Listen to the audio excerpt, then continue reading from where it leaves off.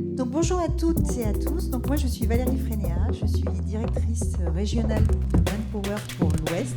Donc je suis ravie d'être avec vous. Je suis ravie d'être au FEP, c'est une deuxième séquence pour nous. Et quand on a préparé cette intervention, on s'est fixé un certain nombre de défis. Donc j'espère qu'on va les réaliser. Le premier, quand on dit réinventer les modèles, c'est sûr que ça place la barre un petit peu haut. Et nous, on est venu vous parler de nos solutions, de nos innovations sur un sujet de tension qui est le monde de transformation du travail. Donc, vaste sujet. Et je suis venue accompagnée d'une équipe de choc avec des experts qui sont là pour vous éclairer sur le marché du travail en global, mais aussi en local. Une des ambitions qu'on s'est fixées, c'est de parler de la Bretagne et de se parler un peu vrai, en toute simplicité entre nous. De vous parler technologie, innovation, parce qu'effectivement, le sujet du digital est au cœur de la relation avec nos candidats, avec nos clients, avec nos partenaires, mais aussi d'avoir des illustrations très concrètes de ce qui se joue, de ce qui se passe sur le terrain en Bretagne, ici, avec des équipes locales. Et donc, on s'est fixé 3 défis. Alors, le premier, c'est que vous puissiez repartir avec un éclairage du contenu et que vous ayez des réponses à des questions que vous vous posiez. Alors, en 45 minutes, on n'aura pas le temps de répondre à toutes les questions, mais j'espère que vous repartirez avec du contenu. Le deuxième défi qu'on s'est fixé, c'est que vous passiez un bon moment et puis que vous ayez envie de poursuivre la discussion avec les équipes Manpower qui sont là à votre disposition. Nous, on est là 2 jours. Et puis le troisième défi, c'est de tenir le timing, parce que c'est pas simple d'arriver à pitcher avec l'ensemble des équipes. Donc, je vais ouvrir la séquence, et la séquence, c'est cette nouvelle ère des talents où le digital a une place importante, mais l'avenir appartient toujours à l'homme. Et ça me permet de partager quelques convictions, puisque moi je suis une femme de territoire et que ce que je pense, c'est que ce qui se joue, c'est quand même une histoire d'hommes et de femmes qui travaillent ensemble sur le terrain. Et pour démarrer la séquence, alors j'oublie pas Eddy qui est en régie, parce qu'il a fallu qu'on fasse une petite séquence, on vous fera une démonstration tout à l'heure, et donc Eddy qui est en régie, et donc je crois que Reynald, c'est toi qui vas démarrer cette séquence pour nous parler monde du travail. Mais alors qu'est-ce qui se passe dans ce monde du travail Qu'est-ce qui se passe dans ce monde du travail si particulier et si inédit qu'on vit tous aujourd'hui? Merci Valérie pour ton introduction. Donc, je me présente, je suis Reynald Signolet, je travaille chez Manpower. Je suis responsable du Market Lab. Market Lab, c'est une entité qu'on a créée il y a 5-6 ans maintenant, qui est en fait une cellule d'intelligence économique. Donc très concrètement, c'est une entité au sein de la direction marketing qui est en charge de la connaissance marché, avec un volet important sur la conjoncture économique, sur l'environnement. Ça sert de stratégie à l'entreprise, mais on va le voir, ça sert aussi de connaissance locale qui permet justement des développements, d'outils, de l'innovation, et très structurant par rapport à tout ce qu'on peut mettre en place. Je vous propose de commencer cette petite présentation, je vais en avoir pour une dizaine de minutes, par un petit exercice de prise de recul. On ne le fait pas souvent, moi j'essaie de le faire dans mon métier, c'est-à-dire de se poser, se dire qu'est-ce qui s'est passé concrètement par rapport à ce qu'on vit. Et quand je qualifie la situation, je dis souvent que le contexte actuel, qu'il soit économique, emploi, conjoncturel, il est particulièrement inédit et incertain. Il est inédit parce qu'il est incertain, il est incertain parce qu'il est inédit. Enfin, pourquoi il est incertain et inédit? Pour 4 raisons. La première, elle est politique. Quand on prend quelques moments de recul, déjà, 2017, c'est l'élection d'Emmanuel Macron, avec la fin du bipartisme politique en France, 60 ans de bipartisme, donc c'était quand même un changement assez important. Et puis sa réélection avec la perte de majorité absolue à l'Assemblée nationale. Ça aussi, ça a eu un impact assez important. Après, on a des raisons de point de vue social. On se souvient tous des mouvements très importants des Gilets jaunes et de tout ce qui s'est passé avec la réforme des retraites. Ça a eu un impact aussi très important sur l'environnement et sur l'économie. Troisième point, je suis sûr que personne n'a oublié, c'était il y a tout juste 3 ans, on était entre 2 confinements, l'épisode Covid. Un chiffre pour le Covid, sachez qu'au premier confinement, 30% de l'économie française s'est arrêtée quasiment du jour au lendemain. On n'a jamais vécu ça dans l'économie française, on n'a jamais vécu ça depuis la Deuxième Guerre mondiale, on n'a jamais eu autant d'impact sur un événement propre. Donc l'impact forcément sur l'économie était très important et on va le voir aussi en termes de rebond sur l'emploi. Et puis d'un point de vue, je dirais géopolitique et économique. Au moment où on avait une reprise économique, on a eu l'invasion de l'Ukraine par la Russie avec des impacts très importants sur le commerce international et évidemment sur l'inflation et donc du coup sur l'activité économique française. Alors ce travail-là, on le fait en fait pour essayer d'avoir, je dirais, une vision qui est à la fois globale et en même temps très détaillée. Valérie a parlé effectivement de cette ambition connaissance du marché breton, local, qui est assez important pour nous. Pourquoi global? D'abord global, parce que la politique est globale, parce que l'économie est globale, la législation est globale, mais très détaillée parce que les bassins d'emploi portent une réalité qui peut être très différente d'un endroit à l'autre, parce que la conjoncture peut être très différente d'un endroit à l'autre. Donc pour ça, on regarde deux axes. On regarde l'emploi, on regarde l'économie. L'économie, on va regarder le PIB. Concrètement, c'est la création de richesse. C'est ce qui se passe effectivement sur la création de richesse dans le pays. On va regarder l'inflation, qui a autant augmenté depuis effectivement 1 an et demi et qui a tendance aujourd'hui un petit peu à ralentir. Ça impacte très fortement la consommation, qui est si structurante pour l'économie française, le pouvoir d'achat et aussi l'investissement des entreprises. Et quand on dit investissement des entreprises, ça nous concerne directement parce que c'est aussi de l'emploi, c'est aussi du recrutement. Qui dit recrutement, dit effectivement le volet sur l'emploi. Le volet sur l'emploi, c'est à la fois les créations d'emplois. Les créations d'emplois, il faut savoir qu'on avait battu un record avant l'épisode Covid. On avait créé 1 million d'emplois en France en quelques années. Depuis 18 mois, on a recréé 1 million d'emplois. Donc il y a un vrai dynamisme, une vraie résilience sur l'emploi qui est intéressante. On va regarder aussi les recrutements, les offres d'emploi, la dynamique de cet emploi-là. Et puis le chômage. Le chômage, c'est quand même ma particularité. On est au plus bas. Aujourd'hui, on est à 7,1% de taux de chômage. C'est le plus bas depuis 40 ans. Depuis 1983, on n'a pas eu un taux de chômage aussi bas aujourd'hui. Et puis toutes ces tendances-là et un petit peu le dynamisme qu'on essaye d'avoir. Alors quand on regarde concrètement comment ça se présente, je fais beaucoup de météo, je fais beaucoup de cartes de France. La première carte que vous avez à l'écran, c'est le dynamisme de l'emploi. C'est le dernier chiffre de l'INSEE qui montre les créations d'emplois sur effectivement les différentes régions de France. On voit très clairement une France coupée en deux, avec un certain dynamisme sur le sud et l'ouest, avec la région Bretagne qui est la plus dynamique, avec l'Île-de-France, mais qui a toujours des particularités un petit peu structurelles. Donc effectivement, quand on parle tout de suite de réalité locale, la Bretagne montre un dynamisme de l'emploi beaucoup plus important que les autres régions. Sur le slide suivant, on descend d'un niveau, on va regarder les départements. C'est intéressant aussi de regarder les départements parce que la Bretagne a créé 25 000 emplois depuis un an, sur le premier trimestre uniquement de 2023. 25 000 emplois créés, 1,2% sur les Côtes-d'Armor, 1,4% sur le Finistère, 2,2% sur le Morbihan, 2,3% sur l'Ille-et-Vilaine. Donc c'est des créations d'emplois qui sont localement très importantes. Et là où la réalité locale est très intéressante, c'est qu'on va regarder le taux de chômage local. Parce qu'on voit qu'effectivement, on a des taux de chômage ici qui sont beaucoup plus bas, entre 1 et 2 points, inférieurs à la moyenne nationale. Donc quand vous avez des créations d'emplois sur un territoire qui est déjà effectivement avec un taux de chômage très bas, structurellement, on se retrouve tout de suite avec des pénuries de talents, avec des problématiques qui sont très importantes et qui permettent effectivement de se dire qu'on a besoin d'innovation et de développer des outils qui vont y répondre. Au-delà de l'emploi, ce qui est intéressant, c'est de regarder aussi les intentions de recrutement. Pôle emploi, que tout le monde connaît, qui déploie une fois par an une étude qui s'appelle BMO, c'est les besoins en main-d'œuvre. Pôle emploi va interroger les entreprises sur les intentions de recrutement pour l'année. Les intentions de recrutement pour 2023, c'était plus de 3 millions de recrutements. C'est un record. On n'a jamais eu 3 millions de recrutements anticipés.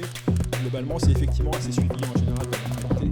C'est 30% des entreprises qui prévoient de recruter, donc une entreprise sur 3 prévoit de recruter dans l'année. Vous imaginez le dynamisme dans un contexte, encore une fois, économique qui est plutôt incertain et un peu particulier. Ça montre un dynamisme très important.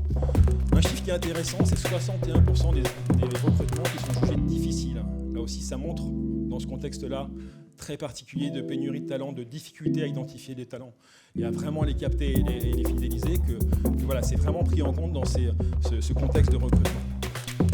Je vous ai mis 4 petits pictos pour identifier un petit peu la structure du recrutement. Je ne sais pas si vous voyez bien, mais ça montre quoi? Ça montre que 70% des intentions de recrutement, c'est les moins de 50 salariés en France. Donc on a toujours un peu cette vision des grandes entreprises qui recrutent beaucoup. Le poumon du recrutement en France, c'est les PME, c'est les TPE, c'est les petites entreprises qui recrutent le plus, de par la volumétrie qu'elles représentent.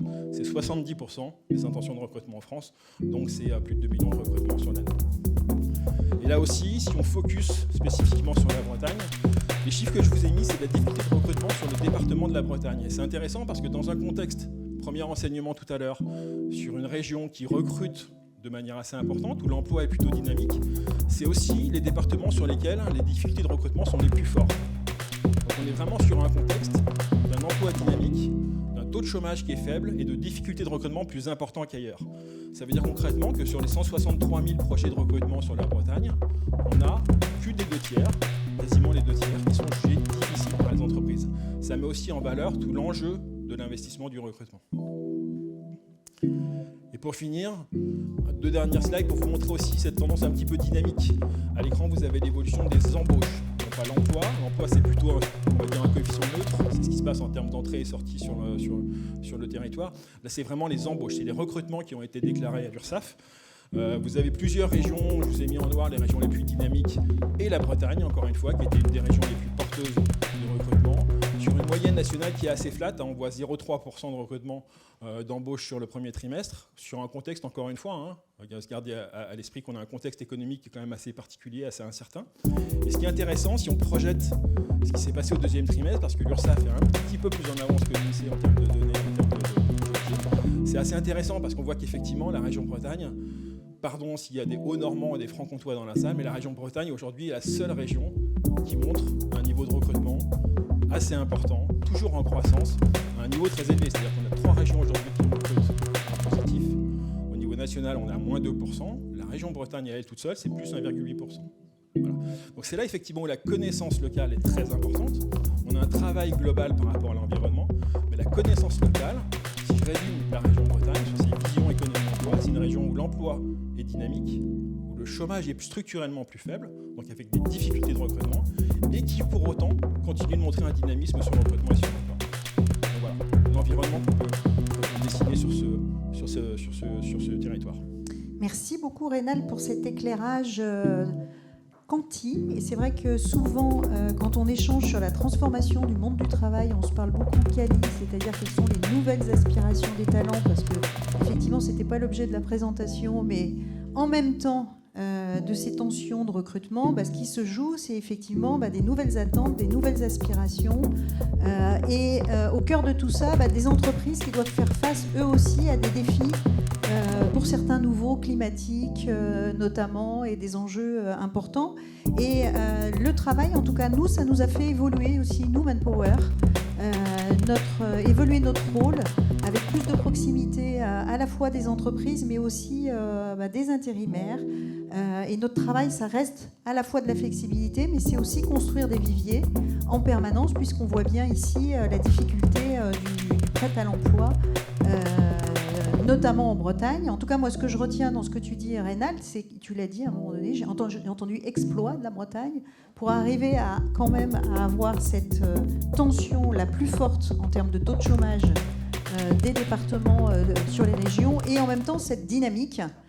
Donc c'est bien là aussi la façon dont on travaille ensemble. En tout cas, moi, c'est comme ça que je le vois et que je le perçois avec vous. C'est notre recherche de solutions en permanence. C'est souvent qu'on se met autour de la table pour arriver à trouver des solutions sur mesure pour chacun de nos clients, et des parcours personnalisés pour les emplois. Alors, deuxième séquence, c'est quelques innovations, parce que il faut aussi travailler aux enjeux de demain et à ceux d'aujourd'hui. Et pour ça, j'accueille Amélie Dupuis, si tu veux bien te présenter, et Eddy, qui vont nous partager une petite séquence innovation. Merci beaucoup Valérie. Donc Amélie Dupuis, moi je suis directrice marketing talent, donc je m'occupe de tout ce qui est stratégie candidat, orientée vers nos candidats. Et je vous propose donc une séquence d'environ 15 minutes que je vais partager avec mon collègue Eddy Compan, qui est en régie, pour vous donner un éclairage sur l'innovation, et particulièrement celle que nous adaptons à nos candidats et à nos intérimaires.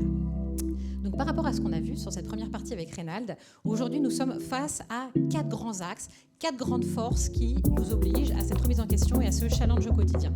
Le premier, la pénurie de compétences. On a vu, c'est un fait, et particulièrement en Bretagne, vous êtes touchés avec un taux de chômage particulièrement bas, donc un vrai sujet d'attractivité derrière. Cette attractivité, on la rejoint également sur le second axe, qui est la concurrence entre les employeurs. Elle est de plus en plus intense et elle force chacun à revoir son discours, sa promesse, pour attirer davantage. Le troisième, évidemment, c'est le digital. Une digitalisation galopante qui bouscule énormément nos métiers, et particulièrement notre chaîne de valeur RH, avec, par exemple, qui arrive de manière de plus en plus pressante, je dirais, l'intelligence artificielle. Et la manière dont on va travailler avec elle, puisqu'on ne travaillera pas à côté d'elle, on travaille avec elle et en bonne intelligence. Et enfin, le quatrième pan, et pas des moindres, le comportement différent aujourd'hui des individus face au monde du travail, un rapport au travail qui a évolué, et des candidats qui se retrouvent dans un rapport de force qui s'est clairement inversé. et qui sont plus impatients, mieux informés et plus exigeants. Face à ça, on a 3 types d'innovations que nous mettons en avant. Première chose, une innovation que nous souhaitons sociale. Cette innovation sociale, elle pousse à la connexion d'un maximum de profils vers l'emploi. De toute façon, les dynamiques démographiques sont ce qu'elles sont et on va devoir élargir notre sourcing et notre ouverture pour une ère des talents qui sera indéniablement plus inclusive. Sur ce pan inclusif, également, c'est toutes des dynamiques que nous pouvons avoir avec des partenaires et on en verra un exemple en fin de séquence. Second pan de l'innovation, une innovation de nos pratiques, la remise en question de notre propre manière de travailler, de nos discours, aller vers davantage un discours de preuve, gagner également en réactivité, nous remettre en question sur un marché qui bouge de plus en plus rapidement. Et enfin, innovation indéniablement également technologique. Nous ne sommes pas un spécialiste de l'IT, mais par contre, nous avons aujourd'hui tout un vivier d'acteurs, de solutions, de start-up. C'est vraiment une curiosité que nous avons nourrie depuis maintenant plusieurs années, qui nous pousse à aller regarder et surtout tester des nouvelles solutions que nous pouvons implémenter. Donc je l'ai dit, ces innovations, elles touchent toute la chaîne de valeur. Je vais aborder 3 pans. Le premier sur la dimension acquisition. De manière très concrète, qu'est-ce que nous faisons ?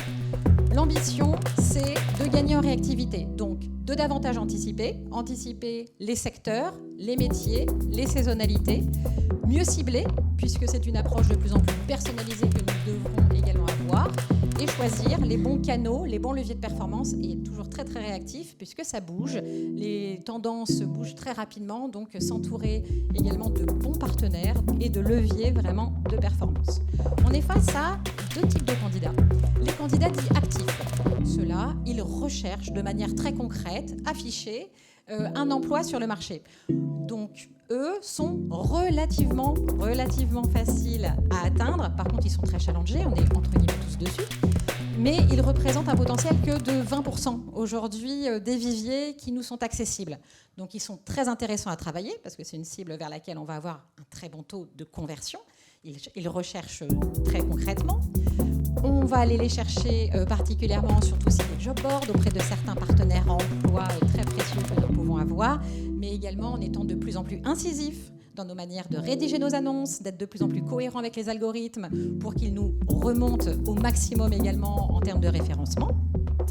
Et ensuite, donc l'autre pan énorme, plus de 80% de notre potentiel, ce sont les candidats non actifs, parfois on pourrait dire peut-être attentistes pour certains et ou en poste. Et cela, il faut que nous allions les chercher directement dans leurs propres univers. C'est d'autant plus challengeant qu'on est face à beaucoup d'une génération jeune dont les codes changent très rapidement aussi, et notamment de la génération Z. Donc nous allons vers eux directement dans leurs propres univers. Alors notre partenariat par exemple avec la Fédération française de rugby n'est pas anodine. L'univers du sport est un domaine intéressant pour nous, pour aller chercher nos cibles et nos candidats. Mais également, on va jouer avec tout ce qui est publicité ciblée vers des environnements très différents, bien évidemment des réseaux sociaux, mais aussi les sites, les applis qui marchent le mieux aujourd'hui sur le marché. On a eu d'excellents résultats sur des plateformes très très différentes sur ce début d'année, que ce soit Spotify, TikTok, Twitch, qui sont aujourd'hui des plateformes qui nous permettent de cibler très finement sur un environnement géographique, sur des environnements métiers et qui sont très intéressants. Deuxième pan, très vite, qui vient, c'est l'expérience. C'est bien de les avoir attirés. Concrètement, c'est pour leur faire vivre quoi ? Et créer quel discours derrière de conviction aussi. Donc, on enrichit, là aussi, l'expérience digitale, notre application mobile qui vient de passer la barre des 2 millions de téléchargements. C'est à peu près 200 000 utilisateurs par mois.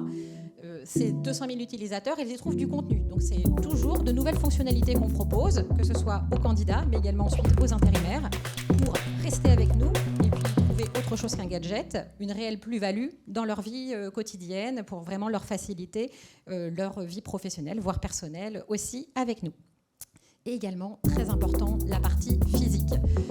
Aujourd'hui, le vrai challenge des entreprises, c'est comment on réussit à articuler le digital et le physique. l'un et l'autre ne doivent pas s'opposer, mais au contraire faire partie d'un continuum qui soit le plus fluide et le plus léger possible et sans couture pour nos candidats. Donc, un exemple que je vais donner et qu'on verra juste après avec Eddy de manière un petit peu plus concret pour la Bretagne, c'est les notations Google de nos agences. Les notations Google, c'est aujourd'hui quelque chose d'important, qui est le reflet de la satisfaction de nos candidats, d'une certaine attractivité, d'un meilleur référencement également sur Google, et c'est important. Ça permet du coup de faire une corrélation parfaite entre cet univers digital et cet univers physique, puisque c'est une sorte de bouche à oreille digitale qui est très important aujourd'hui.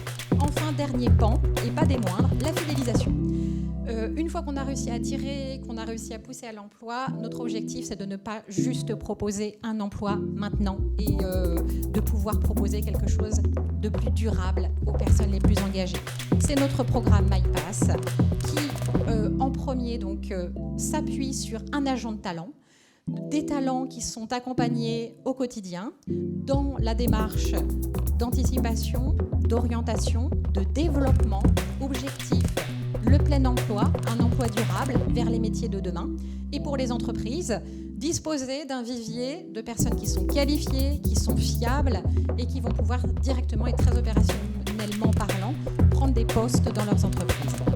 La notion d'engagement, par exemple, se définit avec le CDI intérimaire, qui est pour nous un contrat très important, qu'on a appuyé dès son origine et qui prend notamment corps dans ce programme MyPass. Ce programme MyPass, aujourd'hui, c'est plus de 45 000 talents, donc 15 000 CDI intérimaires, qui sont à des taux d'emploi de plus de 90% avec nous, et des très bons taux également de satisfaction que nous continuons à déployer. Et enfin, pour passer la parole à mon collègue, je parlerai d'une notion dans laquelle je ne suis pas rentrée en détail, mais qui est importante et jalonne tous ces sujets d'innovation, c'est la data et l'importance qu'a la donnée aujourd'hui dans notre métier, dans votre métier. Cette data, on en a beaucoup.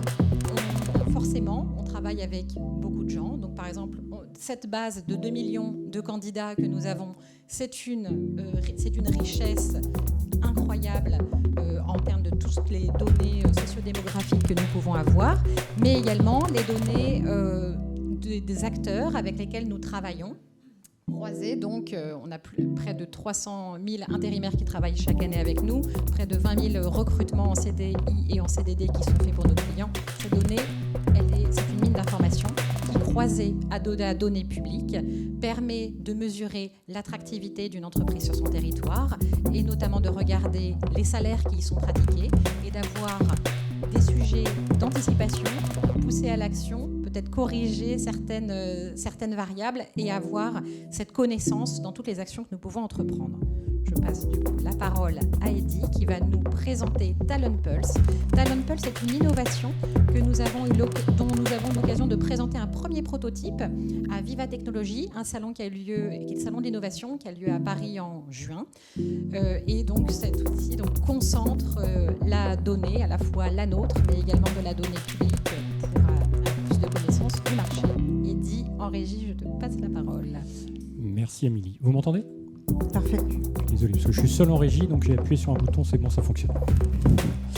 Alors, ce que je vais vous présenter, donc, c'est en effet un outil qu'on a présenté en exclusivité au salon Vivatech au mois de juin dernier.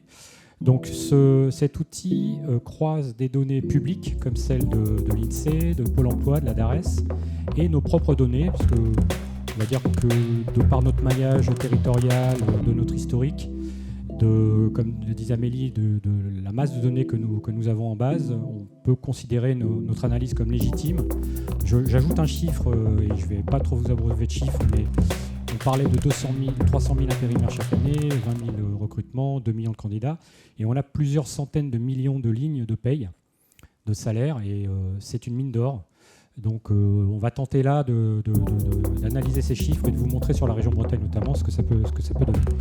Tout d'abord, quelques chiffres plutôt extérieurs. Donc, j'ai tout de suite zoomé sur notre belle région de Bretagne. Taux de chômage inférieur à la moyenne nationale, 2 millions d'actifs, 46 000 intérimaires recensés, donc intérimaires qui travaillent à l'échelle de la région, et 278 000 demandeurs d'emploi. Alors, demandeurs d'emploi de toutes catégories, ce n'est pas que la catégorie A. Si on balaye un peu avec la souris, on voit les différents taux d'emploi. Donc ici, sur le bassin d'emploi de Saint-Malo, on est à 5,40. On va être à 7,30 à Carré-Pouguet, Lorient 6,10, etc., etc. Ce qu'on a aussi regardé avec l'INSEE, c'est d'aller récupérer le tissu économique. Donc sur cette région de Bretagne, on a plus de 360 000 entreprises. On a volontairement supprimé tout ce qui était auto-entrepreneur qui dopait artificiellement un peu le volume d'entreprise. Bon, 360 000 dans toutes les industries. J'ai peu de temps, donc je ne zoomerai pas sur un certain activité, mais voilà un peu, entre guillemets, le terrain de jeu sur lequel on va croiser aussi nos propres données. Donc à partir de maintenant, ce sont les données de Manpower. Donc là, par grande famille de métiers, on a des volumes de candidats et d'intérimaires. Donc là, c'est tout confondu. Par exemple, dans l'agroalimentaire, on a un peu plus de 24 000 candidats intérimaires dans notre vivier, essentiellement des ouvriers agroalimentaires, mais aussi quelques responsables agro. C'est ce qui nous fait un peu un terrain de jeu un peu intéressant, et notamment en termes de campagne de recrutement qu'on peut imaginer. On a un volume important de candidats qu'on peut vous mettre à disposition et on peut vous accompagner quand vous avez des pics d'activité, par exemple. Le cœur de l'analyse, c'est, vous avez parlé des volumes de données en salaire, c'est la rémunération, les pratiques de rémunération. Donc là, ce sont des données issues de nos bases. C'est les pratiques de rémunération sur nos intérimaires. Donc en moyenne sur la région, le taux horaire moyen de 11,45. Sur les métiers, donc encore une fois, de l'agroalimentaire sur la région Bretagne. Si on ajoute les primes,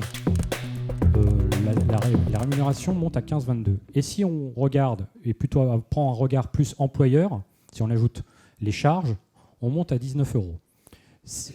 L'outil permet de balayer par bassin d'emploi les différentes régions. Si on regarde à nouveau le bassin d'emploi de Saint-Malo, on est plutôt à un taux horaire chargé 17,53. À l'extrême inverse, au niveau de Quimperlé, c'est 23,39. Alors, ma collègue de l'IT m'a dit hier, tu leur dis que là, c'est parce qu'il y a beaucoup de cadres à cet endroit-là, et probablement quelques sièges sociaux qui ont des tâches ou quelques directions des cadres, et donc ils sont un peu mieux rémunérés. Donc voilà un peu. Donc là, pour vous dire que c'est une donnée qu'on peut comparer donc géographiquement, par métier, on peut aller regarder par secteur d'activité, donc on peut aller regarder vos confrères, on peut regarder les métiers que vous détachez plus souvent chez d'autres concurrents, mais aussi chez des entreprises de secteurs différents qui prennent les métiers, je dis n'importe quoi, par exemple un cariste dans une entreprise de transport, et un cariste dans une entreprise dans la grande distribution, que sais-je, et pouvoir comparer les salaires et voir un peu le positionnement que vous avez, et donc c'est un élément aussi d'attractivité pour vous, et aussi de voir comment vous vous positionnez par rapport à ces niveaux de salaire. On regarde aussi, toujours encore sur nos intérimaires en poste, quelques indicateurs de performance. Alors on va les passer rapidement, mais on a le taux d'activité. C'est là qu'on reprend ce que disait Amélie tout à l'heure par rapport à notre programme de fidélisation MyPass. Donc on a, comme vous pouvez le voir, ils sont en rouge, ils ont des taux d'emploi, des taux d'activité en moyenne supérieurs aux autres. Le turnover est un indicateur qui permet de dire la fidélité de l'intérimaire, combien faut-il d'intérimaires pour faire un équivalent temps plein sur un poste donné, sur une période donnée, etc., etc. Un zoom important, ce sont les interruptions de mission, c'est-à-dire qu'on pouvait être frappé par des intérimaires qui quittent les postes avant leur terme, ou indépendamment, ou alors une analyse plus vos missions, vous les écourtez pour des raisons X ou Y. On peut analyser cette information-là. On n'a pas tout mis, mais on peut aussi regarder des indicateurs que vous regardez souvent, par exemple l'absentéisme des intérimaires, qui peuvent être un sujet irritant sur une usine ou sur une chaîne de montage, etc. etc. On parlait tout à l'heure de MyPass et on parlait de talent. Là, on zoome un peu plus sur le vivier et sur ce qui est disponible et les candidats disponibles qu'on peut vous proposer. Donc là, dans l'illustration, on a environ 10 000 intérimaires en poste non MyPass, un peu plus, donc ça fait environ 11 000 MyPass plus non MyPass, et on a 12 500 candidats qui sont dans nos bases, qui sont disponibles. Alors peut-être qu'ils travaillent ailleurs en ce moment, mais enfin en tout cas, on les a, ils ont été qualifiés. On peut vous les proposer, comme je vous ai dit tout à l'heure, s'il y a des pics d'activité, s'il y a un besoin en main-d'œuvre un peu fort, un peu rapide, ça nous permet, entre guillemets, de vous rassurer, de vous dire voilà, on a des gens à vous mettre à disposition quand vous le souhaitez. Rapidement sur MyPass, le programme, on a aussi commencé depuis 18 mois, je crois peut-être un peu plus, à récolter des médailles. Les médailles, c'est quoi ? Ce sont des attributions que vous faites vous clients. C'est-à-dire qu'il y a environ 30 000 intérimaires qui ont eu des médailles. Donc c'est très important parce que ça met en avant un peu les soft skills, le savoir-être de nos intérimaires quand ils travaillent chez vous. Et vous pouvez être amené à remercier, féliciter un intérimaire qui vous a particulièrement plu, qui a très bien travaillé, mais que vous ne pouvez pas garder pour une raison X. Et en lui attribuant des médailles, c'est très valorisant pour l'intérimaire, c'est aussi valorisant pour vous. Et nous, derrière, on peut le proposer à un autre client en mettant en avant ces soft skills qui ont été mis en avant. Donc là, sur la région, on a 450 médailles attribuées à date, et il y a 22 clients qui ont recommandé des intérimaires labellisés MyPass. Très vite, je passe sur plutôt la marque employeur Manpower. Donc là, rapidement, on rappelle le nombre, la couverture territoriale. Sur la région Bretagne, il y a 46 agences, un plan inclus. La fameuse note Google, donc elle est de 4,5 sur la région Bretagne, donc on est plutôt content, une bonne note. Et enfin, un autre élément intéressant à droite, c'est la partie plutôt satisfaction intérimaire. Donc les intérimaires, alors pour le NPS en 2 mots, c'est la différence. On leur demande s'ils nous recommandent. S'ils nous recommandent, et on fait la différence entre les ambassadeurs, c'est-à-dire qui nous ont noté 8, 9, 10 sur 10, et les détracteurs, ceux qui nous ont mis moins de 5. Et la différence fait un NPS actuel à 59, qui est très bon. Il s'accompagne souvent d'enquêtes de satisfaction, où on va demander aux intérimaires comment s'est passée la mission, quel accueil il a eu, globalement, est-ce que ça correspond à ce qu'il demandait. Et là, entre guillemets, enfin pas entre guillemets, il nous juge, vous et nous. Donc il juge la prestation dans son ensemble, son employeur, Manpower, et l'entreprise utilisatrice chez qui il a travaillé. Merci de votre attention. Merci beaucoup, Eddy, pour cet éclairage.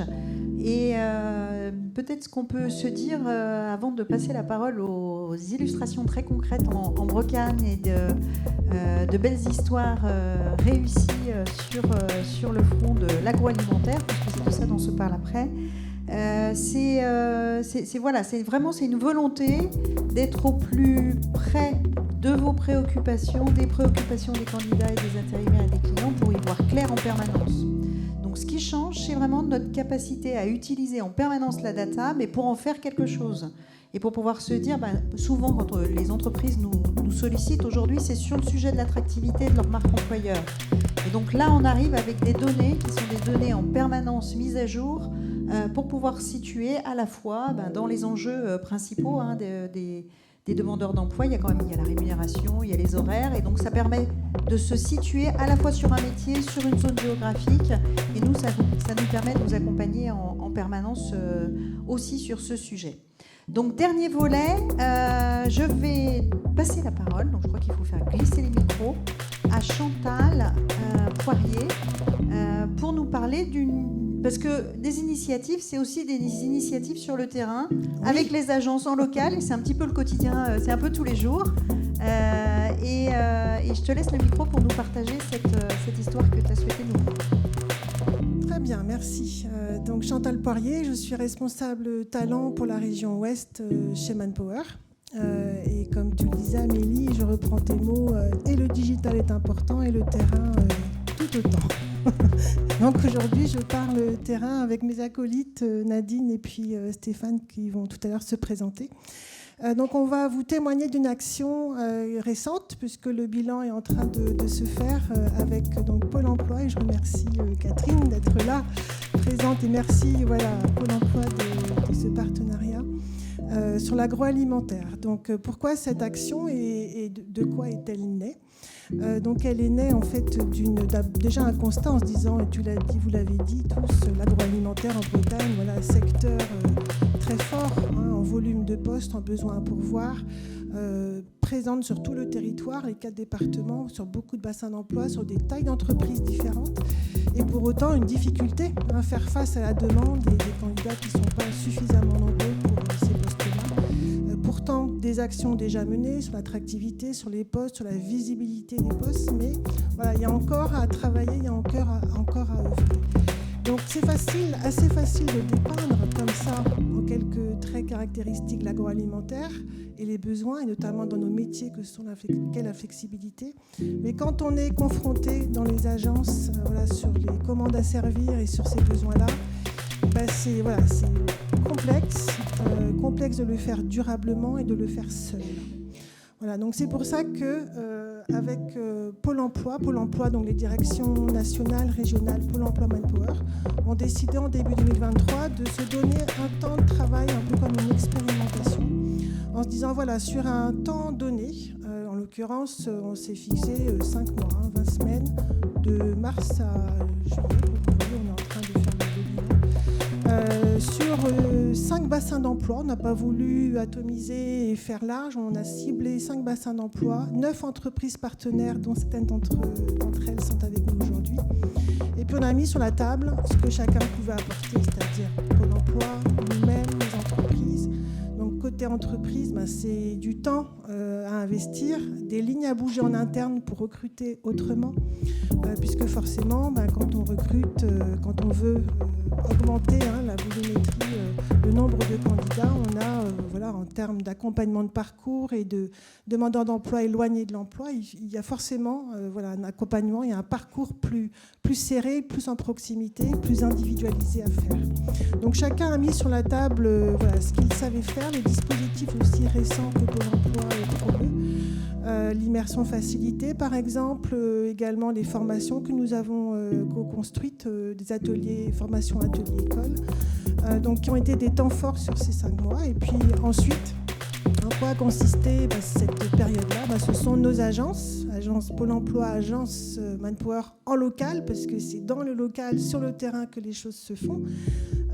Ce sont 26 actions qui ont été planifiées, décidées avec les entreprises clientes, puisqu'elles ont mobilisé du monde en interne, faire visiter les postes, de l'immersion facilitée. Vous imaginez l'orga qu'il faut, la volonté interne de mener ces animations-là, souvent en très peu de temps, dans un temps assez serré, et souvent de combiner les actions entre elles. Ce n'était pas une action de ci, de là, c'était souvent une articulation assez fine de chacun de ces dispositifs. Donc gros travail avec cette action. Donc, par exemple, je ne sais pas si vous entendez bien, il y a des sauts de son. Ouais. Par exemple, de la détection de potentiel, de l'immersion facilitée. Tout ça, ce sont des dispositifs vraiment que je vous encourage à découvrir et à connaître et à promouvoir au niveau de Pôle emploi. Ce sont des ateliers écoles en PEC que nous avons également montés avec Pôle emploi. C'est beaucoup d'actions de visibilité des entreprises, parce que beaucoup d'actions se faisaient au sein même des ateliers, au sein même des entreprises, dans la salle de réunion. Donc, on donnait à voir aux candidats beaucoup de concret et de la projection. De ce fait, elle se fait beaucoup plus facilement. Voilà, donc beaucoup d'animations, ça n'a pas toujours tout le temps marché, évidemment. Parfois, on mettait en place une animation et il n'y avait pas grand monde au rendez-vous. Donc c'est la vraie vie de réseau, c'est la vraie vie sur le secteur de l'agroalimentaire. Mais en tout cas, j'en retire vraiment une expérience très positive sur le renforcement de notre travail à 3. Quand je dis 3, c'est l'entreprise cliente, Pôle emploi, nous. Œuvrer à 3, c'est indispensable sur des secteurs d'activité aussi compliqués, aussi complexes. Et à quoi je serais content dans cette rentrée, et je le vois là, puisqu'en rentrant de congé, j'ai interrogé mes agences, Stéphane, Nadine. Je dis l'action est finie, mais derrière, qu'est-ce qui se passe? Le but, c'est que on n'ait plus besoin, nous, d'impulser ou d'initier ce mouvement, mais que des actions qui se décident entre les DT, les directeurs de secteur, les directeurs territoriaux de Pôle emploi, les agences, les entreprises clientes. Les choses se font et se planifient là pour la rentrée, pas forcément que dans l'agroalimentaire, mais dans d'autres domaines d'activité. Voilà, Nadine, toi, tu es directeur de secteur, mais je vais te laisser te présenter. Qu'est-ce que toi, tu en retires côté, bien sûr pour toi en tant que dans ta fonction, puis au niveau des entreprises clientes? Merci Chantal. Eh bien, ce que j'en retire, c'est de la fierté. Donc Nadine Léguivien, directrice de secteur chez Manpower sur les territoires bretons, que sont les départements des Côtes-d'Armor et de l'Ille-et-Vilaine. Oui, j'en retire bien de la fierté, Chantal, d'avoir expérimenté cette aventure, parce qu'on parle bien d'innovation. C'est une autre forme de collaboration. On a été beaucoup plus loin dans cette aventure parce que Pôle emploi, Manpower, les entreprises, les demandeurs d'emploi, au final, on a tous le même objectif. C'est la mise à l'emploi. C'est bien ça qui nous anime tous, satisfaire le besoin des entreprises qui ont perdu peinent à recruter, sécuriser aussi l'intégration des demandeurs d'emploi, surtout ceux qui se sont éloignés. Et on a tous été piqués au jeu, moi la première. Et nos collaborateurs aussi sur le terrain, les collaborateurs dans les agences Manpower, avec les collaborateurs des agences du Pôle emploi qui ont travaillé, qui ont œuvré tous ces mois ensemble et qui ont tissé des liens forts. Les entreprises aussi qui ont bien accepté de vouloir jouer le jeu dans cette aventure, qui se sont ouvertes à des publics plus éloignés de l'emploi, plus éloignés aussi du secteur de l'agroalimentaire, qui ont joué le jeu de l'immersion. Et parce qu'on sait tous ici, avec un marché tendu comme on connaît aujourd'hui, qu'il faut essayer des choses. On sait aussi ça, la Bretagne. Il faut essayer des choses pour avancer et parfois prendre des risques. Je souhaite juste citer une entreprise qui est dans la salle d'ailleurs, qui s'appelle Maître Jacques, une autre très belle entreprise rennaise avec qui nous travaillons depuis plusieurs années, qui a accepté de jouer le jeu de l'immersion, qui a joué cette carte et qui a eu raison. À l'issue de cette expérimentation, nous avons réussi à placer 10 candidats éloignés de l'emploi ou éloignés du secteur de l'agroalimentaire. Mais avant d'en arriver là, nous sommes passés effectivement par un certain nombre d'étapes assez complexes parfois. Nous avons fait des infos collectives, nous avons fait de l'immersion, des MRS, mais ça a été un succès parce que tout le monde s'est ouvert.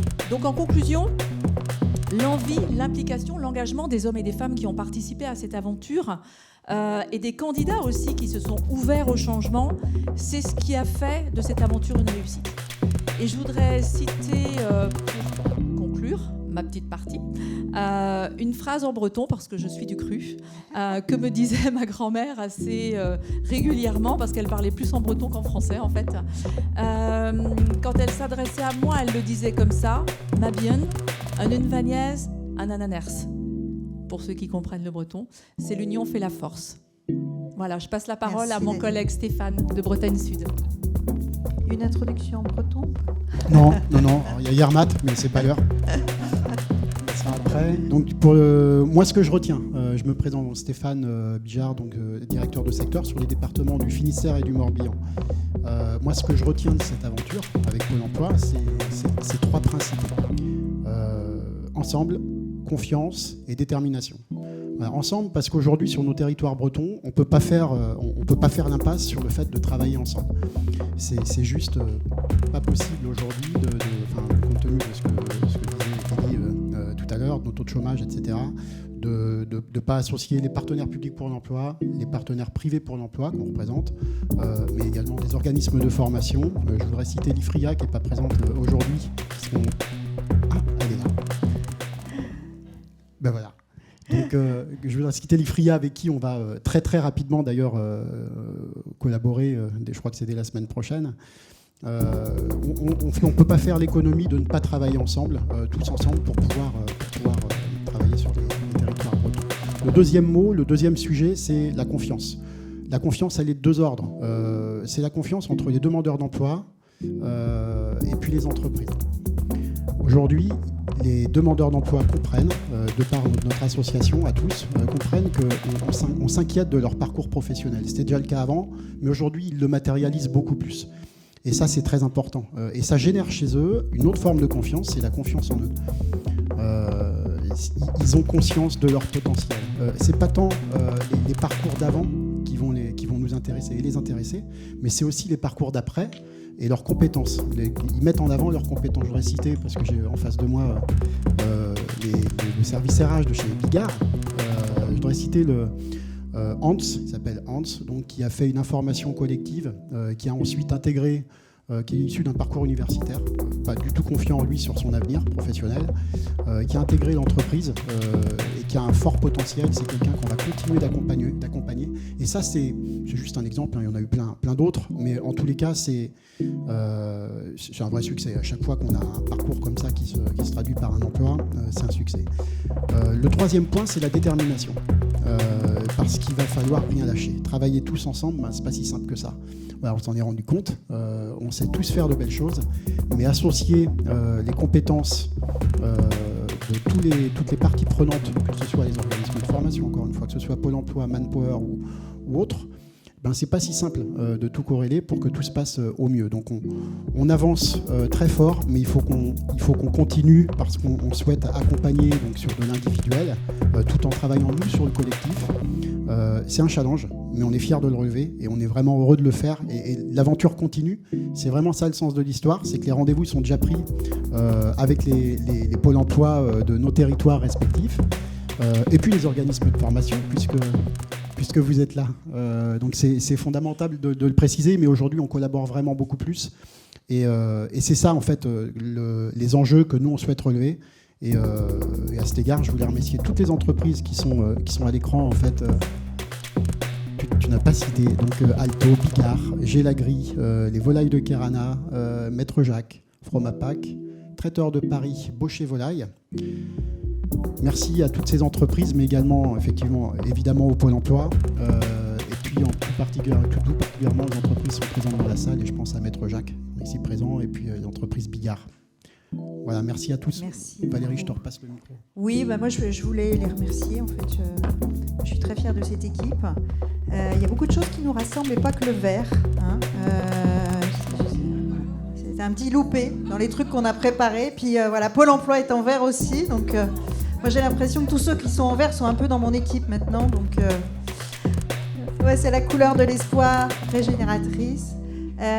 Donc voilà, beaucoup de choses ont été dites en 45 minutes, c'est hyper court parce qu'effectivement, il y a énormément d'informations, énormément de data, ce monde du travail qui est en train de se transformer. Nous, on a pris le parti, on a quelques convictions ensemble, c'est de se dire qu'on est déterminé à essayer de bouger les lignes en toute humilité, hein, parce que, comme tu l'as dit, souvent c'est difficile, mais ce qui fait la différence, c'est le mouvement qu'on fait ensemble avec nos partenaires, avec nos clients, et ça crée un vrai élan collectif, et ça crée de l'attractivité, c'est-à-dire que ça se sait sur les territoires, parce que c'est pas qu'en Bretagne que tout se sait autour dans un secteur géographique, mais il y a un système de recommandation dans ce qui bouge pas, dans ce qu'on a constaté de ce qui ne change pas, c'est le système de recommandation. Donc pour développer l'attractivité, c'est aussi fidéliser en permanence, et les meilleurs ambassadeurs, ce sont les collaborateurs qui sont dans les entreprises, dans nos agences. Voilà, je vous remercie beaucoup de votre attention et à tout de suite pour un certain nombre d'entre vous avec qui on va continuer d'échanger. Merci à l'équipe de s'être prêtée au jeu.